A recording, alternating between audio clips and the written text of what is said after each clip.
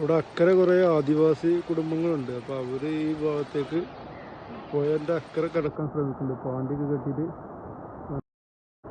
2-3 ദിവസമായല്ലോ ഇപ്പോൾ ഒരക്കരെ കിടക്കുന്നത്. എന്നിട്ട് അക്കരെ കിടക്കാനുള്ളൊരു ശ്രമം നടത്തിയിട്ട് ബന്ധം ഉണ്ടെങ്കിലല്ലേ അവർക്ക് ഇതുണ്ടാവുള്ളൂ ഭക്ഷണം. അവർ 4 ആളൊക്കെ തുഴഞ്ഞിട്ടാണ് വരുന്നത് കേട്ടോ.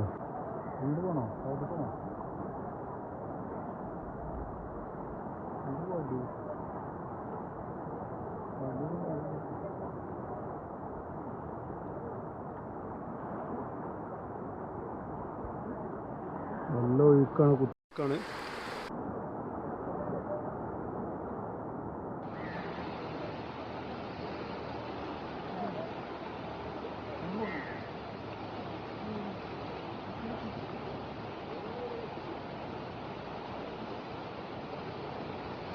അത് താഴെ എവിടെയെങ്കിലും പോയി കയറുമായിരിക്കും.